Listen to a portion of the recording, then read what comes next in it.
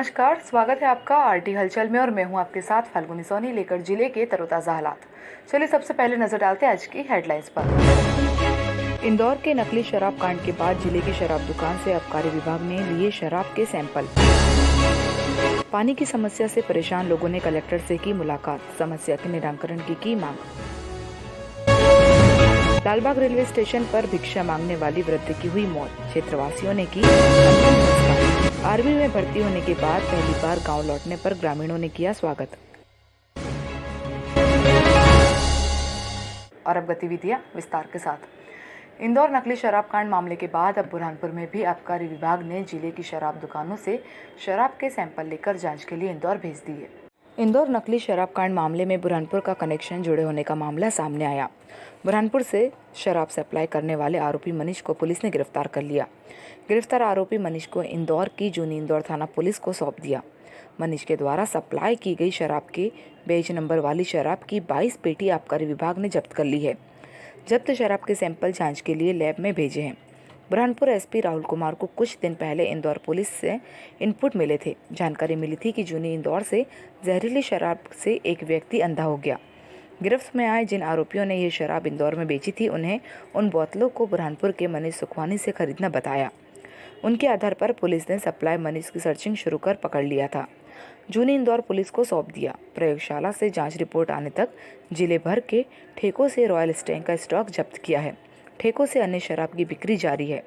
जांच रिपोर्ट आने पर आगे कार्यवाही करेंगे।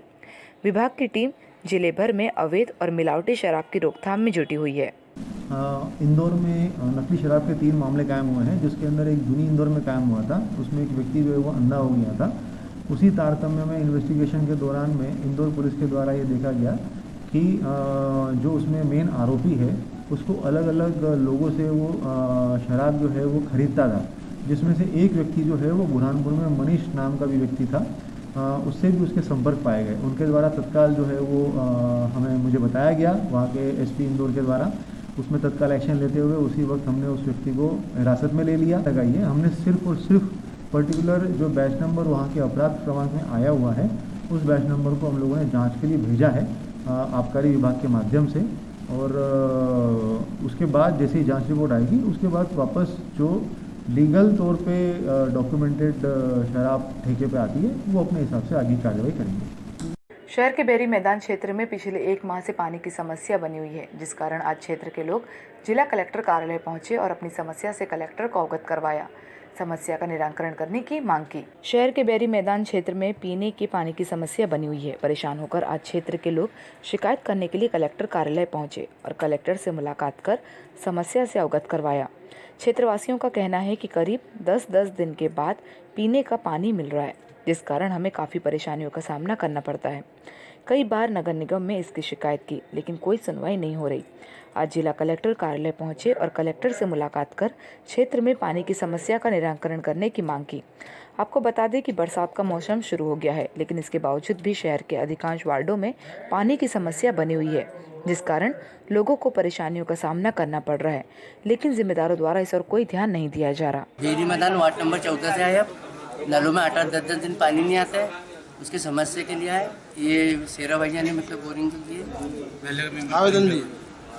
आप कहाँ पहुँचे और क्या चाहते हो? हम कलेक्टर ऑफिस पहुंचे।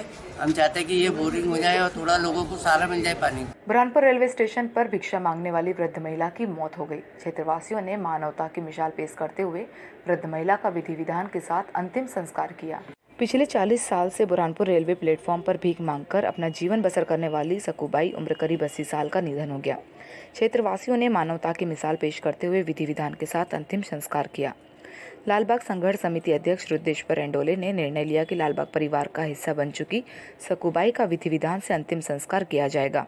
समिति सदस्यों राकेश चौकसे, सुनील भाबरे, मिंटू बहुगुने, अमित बारी, श्याम पाटिल और सदस्यों ने शववाहिनी को खबर कर क्रियाक्रम में लगने वाली सामग्री शवदाह के लिए लकड़ी, कीड़ी, हार की व्यवस्था कर गांजे बांजे से अंतिम विदाई की। मटकी पकड़ने का कार्य वृद्ध ने करा और अग्निदाह रुद्रेश्वर एंडोले, राकेश चौकसे ने किया। इंडियन आर्मी में क्लर्क के पद पर भर्ती होने के बाद पहली बार गांव लौटने पर विकास का ग्रामीणों द्वारा पुष्पमाला पहनाकर स्वागत सम्मान किया गया। बुरहानपुर जिले के ग्राम अड़गांव में रहने वाला युवक एक गरीब परिवार में अपना जीवन व्यतीत करने वाला अरुण तायड़े के बेटे विकास तायड़े का इंडियन आर्मी में क्लर्क पद पर सिलेक्शन हुआ। विकास तायड़े की ट्रेनिंग बेंगलोर में हुई। बेंगलोर में 6 महीने की ट्रेनिंग के बाद विकास के ग्राम में आगमन के बाद ग्राम के युवाओं के साथ ग्राम के लोगों ने विकास का ढोल नगाड़ों के साथ स्वागत किया। आर्मी में सिलेक्शन होने से विकास के माता पिता के साथ ग्राम अड़गांव का नाम रोशन हुआ। विकास का बचपन से देश के लिए कुछ करने का सपना था। विकास गांव में प्रथम सैनिक है जो सेना में अपनी सेवा देने जा रहा है। विकास की आर्थिक स्थिति और उनका संघर्ष ग्राम के युवाओं के लिए एक प्रेरणा बनकर सामने आई। वन विभाग में वाहन चालक के पद पर कार्य करने वाले रमेश पाटिल का विदाई समारोह आयोजित हुआ। समारोह में पदाधिकारियों सहित परिजनों ने पुष्पमाला पहनाकर पाटिल का स्वागत सम्मान किया। वन विभाग में वाहन चालक के पद पर अपनी सेवा देने वाले रमेश पाटिल का विदाई समारोह का कार्यक्रम आयोजित हुआ। कार्यक्रम में विभाग के अधिकारी कर्मचारी सहित क्षेत्रवासियों ने पाटिल का शॉल श्रीफल से स्वागत सम्मान किया। पेंशनर्स एसोसिएशन बुरहानपुर द्वारा उनके निवास पर भव्य स्वागत कर उन्हें सफल सेवा कर निवृत्त होने पर बधाई दी। पेंशनर्स एसोसिएशन अध्यक्ष अताउल्ले खान ने बताया कि रमेश पाटिल द्वारा वन विभाग में वाहन चालक के पद पर अपनी पूरी सेवा दी गई। आज निवृत्त होने पर उनका विदाई समारोह आयोजित कर उन्हें पुष्पमाला पहनाकर बधाई दी गई। इस दौरान प्रकाश मराठे, कैलाश यावतकर, रामदास महाजन, सुभाष तांदले, गणेश महाजन, योगेश पाटिल सहित बड़ी संख्या में पदाधिकारी मौजूद थे।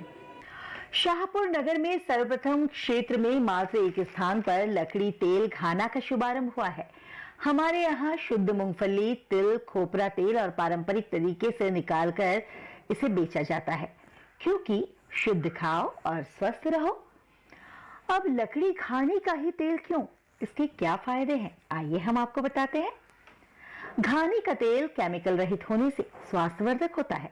इस तेल को बनाते समय तेल का तापमान 40 से 50 डिग्री के ऊपर नहीं जाता, जिससे इसके नैसर्गिक पोषक तत्व ज्यों के त्यों रहते हैं। मोबाइल नंबर है सुनील उगवे 9042559783 और दूसरा नंबर है 8667560799।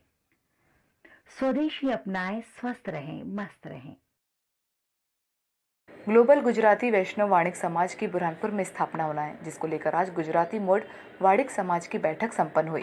ग्लोबल गुजराती वैष्णव वणिक समाज इसकी स्थापना की जा रही है। बुरहानपुर में भी इस संस्था की स्थापना होना है, जिसको लेकर गुजराती मोड वाणिक समाज की बैठक संपन्न हुई।